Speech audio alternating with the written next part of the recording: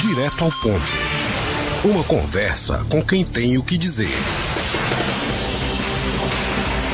12:08, a gente conversa agora com o gerente regional da Cagepa, o Ronaldo Menezes, ele que vem fazer um balanço sobre as atividades em 2018, um ano bem melhor do que em 2017. A gente teve em 2017 aquela apreensão para a chegada das águas já à transposição, essas águas chegaram, a Cagepa fez o seu trabalho, em 2018 seguiu fazendo, apesar dessa redução lá no açude de Boqueirão. E Ronaldo, tanto que foi acionado pela Campina FM esse ano, vem fazer um balanço das atividades. Ronaldo, boa tarde, seja bem-vindo ao Jornal do Meio-Dia. Muito boa tarde, Gustavo Xavier. Boa tarde, João Paulo, na sonoplastia, e na produção Bruna. Boa tarde também aos ouvintes, estou à disposição. Ronaldo, o balanço que o senhor faz sobre as atividades desse ano, bem mais tranquilo que 2017, o que é que o senhor pode falar sobre 2018? Bom, foi um ano pós-crise, né? Só pra gente lembrar, lá em abril de 2017, o açude estava com 2,9%,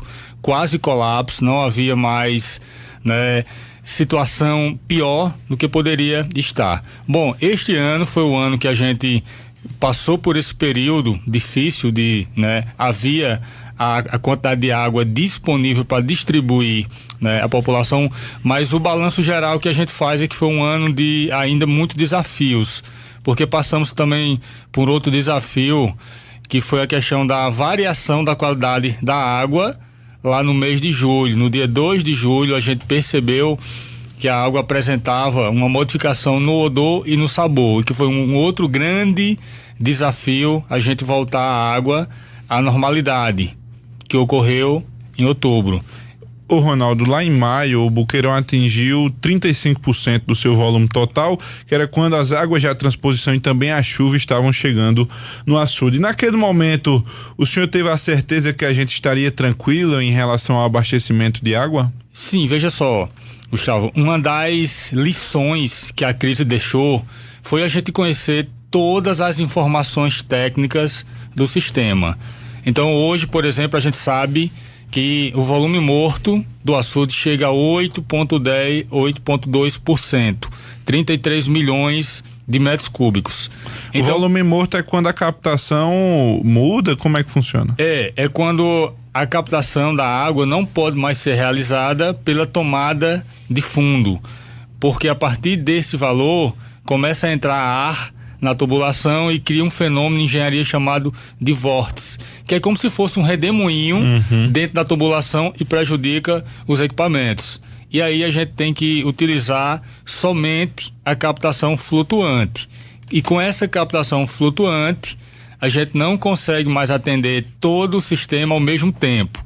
Tem que se iniciar racionamento agora por zona. Então a gente sabe desse valor, os órgãos gestores sabem disso e podem fazer todas as suas ações em função disso. Antes dessa crise não tinha certeza qual era o valor do volume morto? Exatamente, a gente tinha a estimativa de projeto, mas a gente não tinha realmente a certeza de que era naquele ponto, porque a gente não tinha vivenciado, e desde o início da construção do açude, nos anos 50, houve diversas modificações. Então, a expectativa que a gente tinha, que ocorreu com o volume morto, foi 1 metro da água abaixo, né, do que era esperado. Só para a gente ter uma ideia, hoje ainda estamos a 6,35 metros do volume morto. A gente daqui a pouco chega nessa informação de como a gente está hoje. Tem muita gente preocupada já, porque Boqueirão está com cerca de 23%, né? Isso, para ser mais exato, 22,9%. 22,9% já deu uma baixada. Isso. Ô Ronaldo, também sobre lições da crise, acredito que 2018 foi um trabalho também de conscientização das pessoas. A gente teve aquela etapa de conscientização durante o racionamento. As pessoas tinham que entender o que era de fato um racionamento, as pessoas de Campina Grande. E eu acredito que o trabalho da Cagepa agora é fazer com que as pessoas entendam que a conscientização deve continuar mesmo com a água chegando todos os dias na sua residência. A Cagepa tem notado essa mudança no perfil das pessoas. Eu, pelo menos, Ronaldo, vejo as pessoas mais preocupadas. Quando vem alguém utilizando a água de uma forma errada, faz uma denúncia, posta nas redes sociais. Como é que está esse contato com a população para que a gente não veja mais casos absurdos em Campina Grande, como aconteciam do uso errado da água? Exatamente, o uso racional da água ele é independente de crise. Ele tem que ocorrer em cada época do ano. Existe a parcela de responsabilidade dos órgãos gestores e operadores do sistema, os órgãos gestores com a elaboração de políticas de gestão, e quem opera, né, cada dia mais otimizando as suas ações para reduzir o desperdício. A parte da população é a mudança de hábitos, né?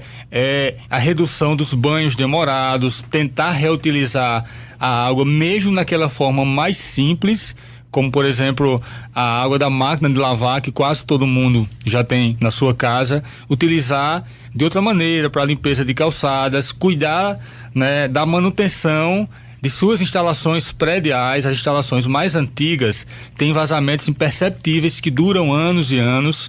Então tem uma série de ações. Do ponto de vista de educação, a CAGEPA vai estar iniciando agora no ano de 2019, quando o ano letivo inicia, uma campanha que vai durar todo o ano, inicialmente nas escolas estaduais. A gente já elaborou todo o planejamento e cada escola vai ter a sua realidade e a gente vai vivenciar com eles e aproveitar para falar sobre a água. Então tem que ser continuamente a educação, é um processo contínuo. Outra questão também com relação a isso, Gustavo, que a gente tem recebido bastante o apoio da população, é a denúncia com relação aos furtos de água. É grande a quantidade de uso irregular da água, e isso é um prejuízo muito grande. Primeiro porque não há o pagamento, né, pelo serviço. A gente tem que aumentar os volumes dos reservatórios, tem que gastar mais produto químico, há um gasto maior de energia elétrica, né?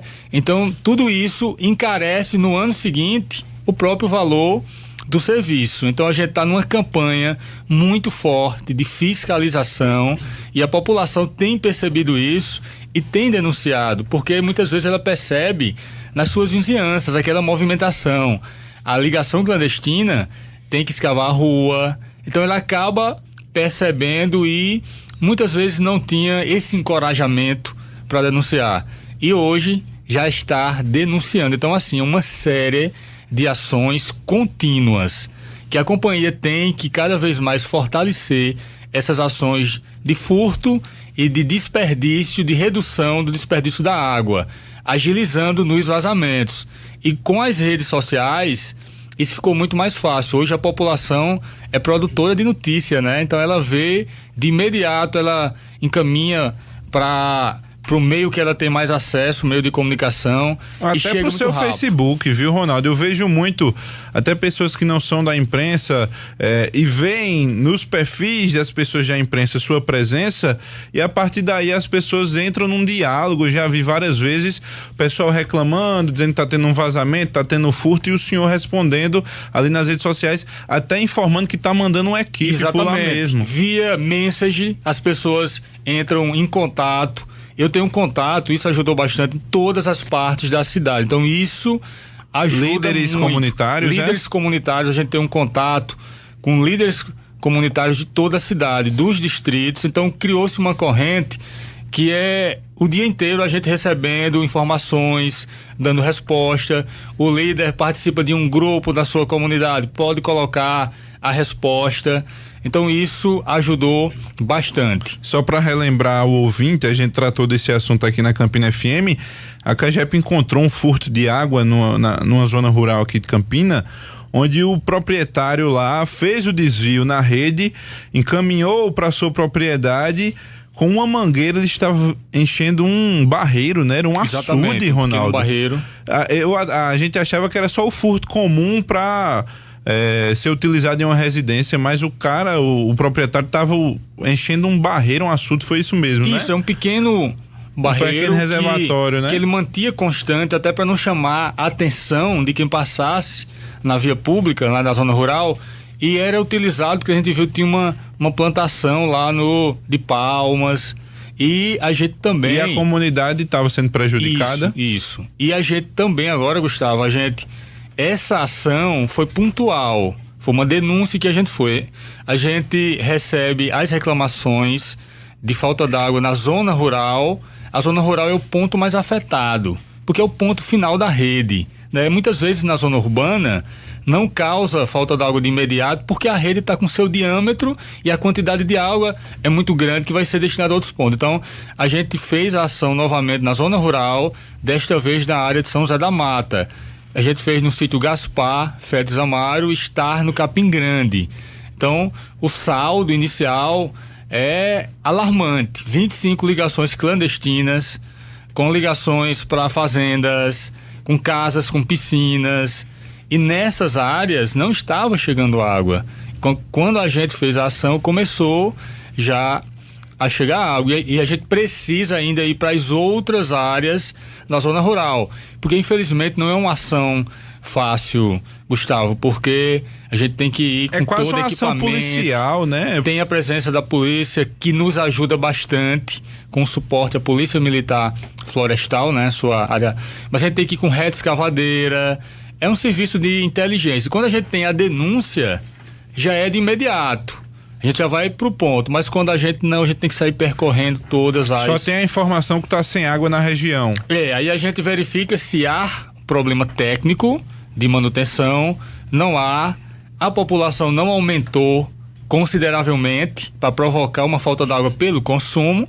E, lógico, o consumo, muitas vezes, nessa época do ano, ele motiva a essas práticas. Por exemplo, na zona rural tem os animais, né? Então muitas vezes é para você criar a alimentação dos animais e prejudicando a parte urbana. Ronaldo, outra situação desse ano, a gente falou que em maio o Boqueirão atingiu 35%. 35,6 foi o valor máximo pós 2,9. Né? Com chuva e transposição. E depois disso, o bombeamento da transposição foi fechado, né? Foi encerrado para que as obras em Poções e Camalaú fossem feitas, e esse bombeamento só foi retornado de fato há poucas semanas, o bombeamento normal. O senhor se preocupou em algum momento durante esses meses que a gente estava sem a transposição, para que o volume estava caindo, todos os dias a gente via diminuição de 2, 3 centímetros.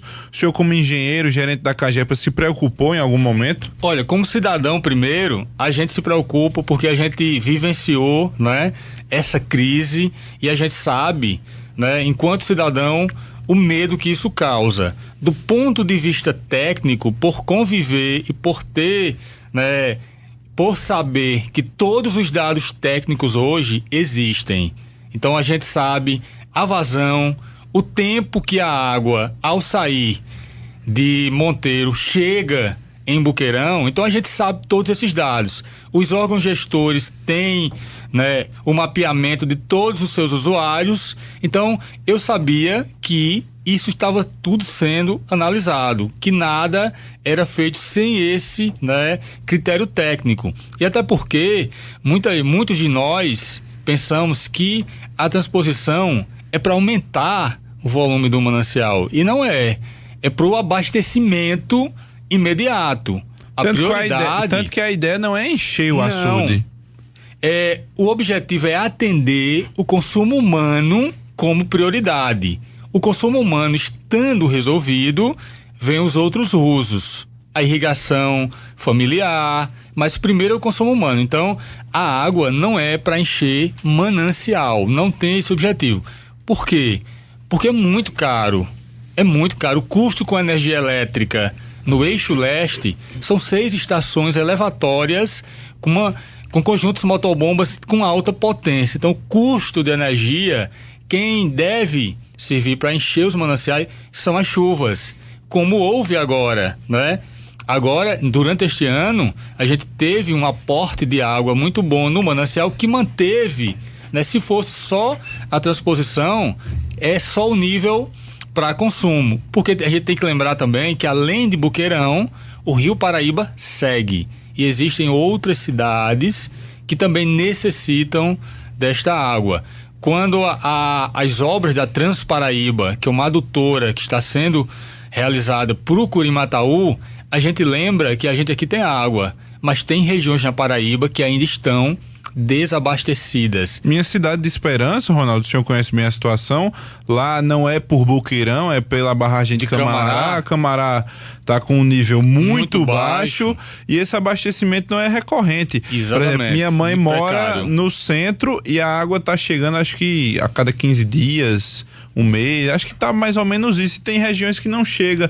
E o pessoal de Campina, quando houve a abertura da comporta de Boqueirão, se desesperou porque a água ia correr no Rio Paraíba para chegar em Acauã e ajudar as cidades que são abastecidas por Acauã. Acho que o pessoal tem que entender que é o bem comum. Exatamente. É o bem comum e acredito que essa foi a intenção tanto do governo na Transparaíba como também na abertura das comportas. Ô Ronaldo, mandar só um abraço aqui para o repórter da TV Paraíba, o Mário Aguiar, e o cinegrafista Popó Calixto, estão vindo de Barra de São Miguel na BR-104 ouvindo a Campina FM. E Ronaldo, qual a situação de Boqueirão hoje? Quanto está saindo pela comporta? Como é que está a situação de Acauã? Qual o resumo que o senhor faz dessa situação? Olha, em primeiro lugar, a gente lembra, né, que a gente está no momento onde tem um fenômeno que é muito grande em Boqueirão, que é a evaporação. Então, uma das razões que a gente não deve encher o açude com as águas de transposição é porque a característica do manancial é ter uma bacia hidráulica muito grande, mas poucas profundidades. Então a evaporação é muito grande. Nesta época atual, chega até ser igual o consumo.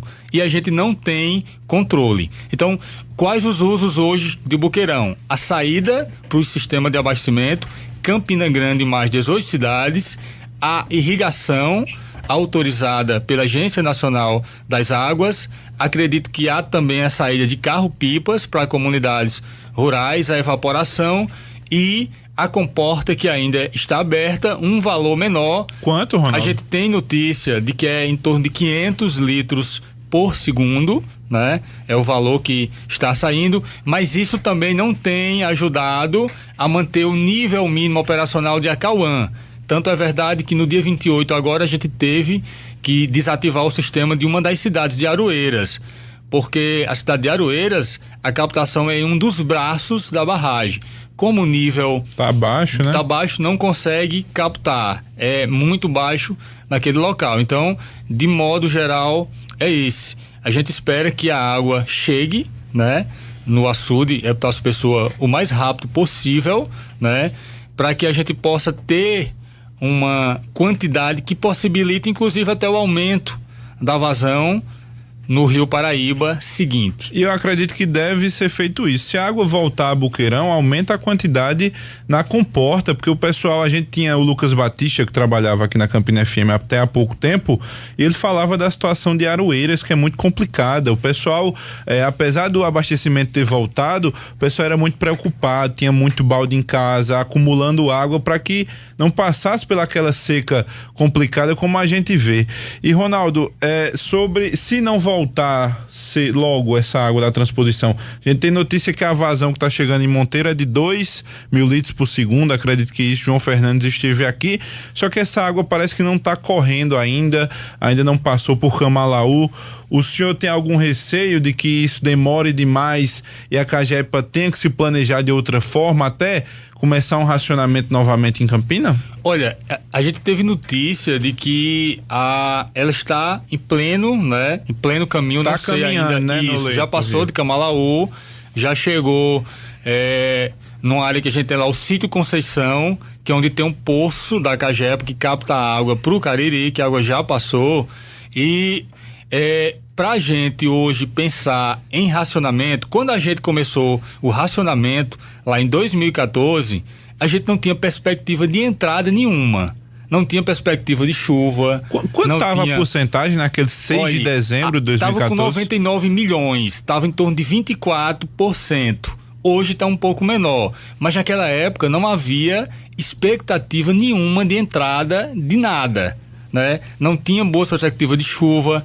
A transposição, a gente ainda tinha aquelas incertezas, a obra iniciava, parava por conta daquelas questões técnicas. Então hoje a gente tem a certeza de que tem a transposição, de que tem uma obra gigantesca que tem que ser operacionalizada. Então a gente só pode pensar em racionamento se não houver entrada nenhuma de água e o volume tivesse aproximando de 8,2%.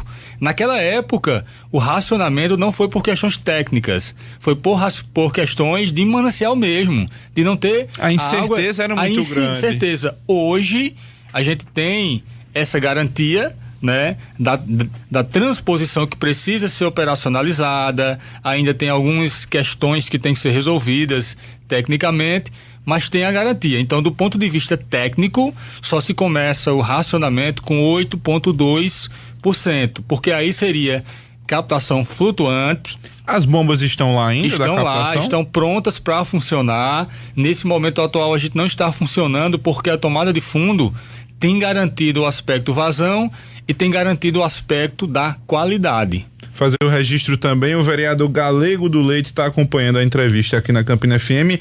Abraço, Galego, tá devendo uma visita aqui no Jornal do Meio-Dia. Ô, Ronaldo, só para encerrar a nossa entrevista de hoje, a respeito dos vazamentos, a gente recebe sempre aqui na Campina FM pedidos, a reclamação de algumas pessoas, e o senhor está sempre atendendo prontamente.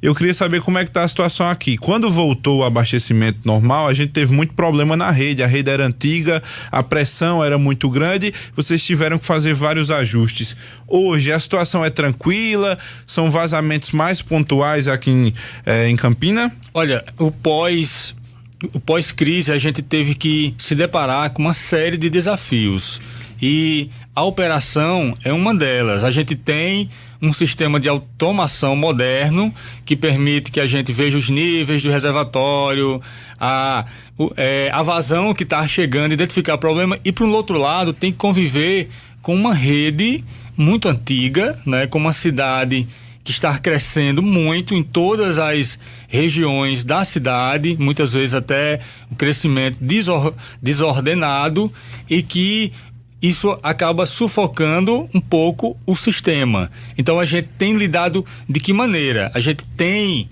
encontrado ainda rompimentos em redes principais e a gente aproveita para cada vazamento a gente resolveu uma situação. Vou dar um exemplo. O último caso, na segunda-feira, identificamos um vazamento na Isolda Barros Torquato, em Bodocongó, próximo do canal, e esta rede, João Paulo, está 8 metros de profundidade, né? 8 metros de profundidade por baixo do canal. A última vez que a gente tinha tirado o vazamento, tinha feito um buraco enorme, com insegurança para os servidores. Então a gente decidiu naquele momento que a gente ia fazer uma nova rede.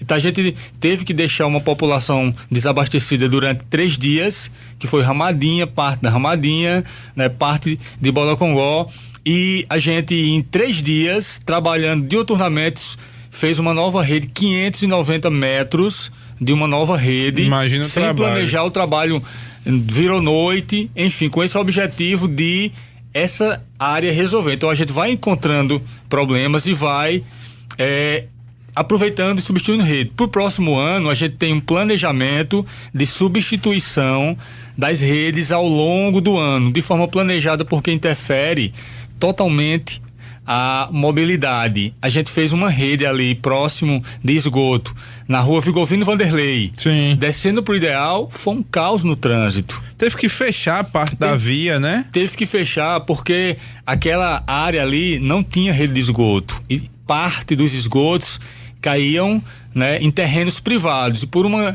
decisão judicial a gente teve que fazer de imediato, não teve tempo de planejar, teve que fazer com nossa mão de obra, não deu tempo de contratar. Nem licitar, né? Nem licitar, fez com a nossa manutenção mesmo, porque tinha que fazer. Isso acabou prejudicando muito o trânsito. Então, mexer nessas áreas requer planejamento, porque afeta a mobilidade. E além disso, tem um desafio de melhorar o abastecimento de todas as cidades, inclusive as cidades de Ucariri, Serra Branca. A gente tem dificuldade no abastecimento e já tem um contrato para, nesse ano, substituir redes. Ô Ronaldo, só pra gente finalizar, de fato, a gente tá conversando aqui, a conversa correndo, né? A gente também recebe algumas reclamações e eu queria uma garantia do senhor para que isso pelo menos diminuísse. Quando a Cagepa faz esse serviço, recupera uma área, revitaliza um vazamento lá, resolve a situação, sempre tem que passar um asfalto, reconstruir tudo, e muitas vezes o asfalto que a Cagepa tem colocado tem criado uma diferença em algumas vias.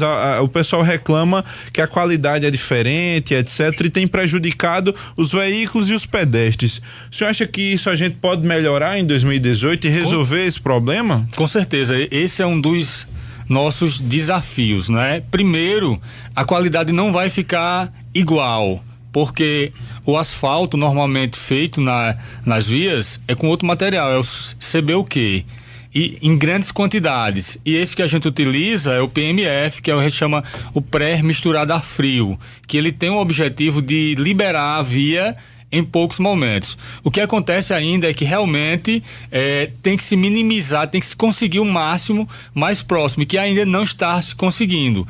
A gente fez um processo licitatório. É uma empresa que faz, uma empresa, né? A gente fez um processo licitatório desde julho, iniciou uma outra empresa, não era a tradicional ICOL que atuava, uma outra empresa, Conserve, e que ela ainda está tendo dificuldades. Dá pra ver que deu uma melhorada, em alguns pontos deu uma melhorada. Deu uma adequada, então o nosso contrato, ele permite justamente essa análise. Em pontos que não ficou conforme a especificação técnica, há a previsão de multas, por exemplo, é um contrato de performance. Então, a ideia sim é passar a fiscalizar mais, exigir o que está no contrato. Queria agradecer a presença do gerente da Cagepa, Ronaldo Menezes, aqui na Campina FM.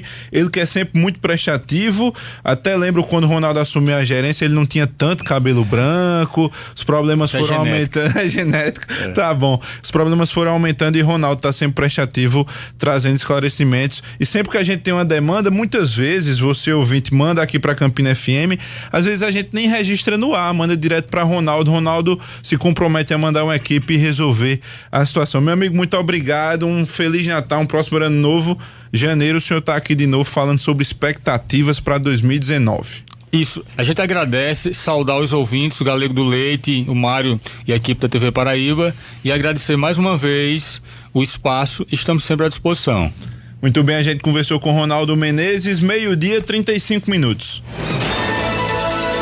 Jornal do Meio-Dia.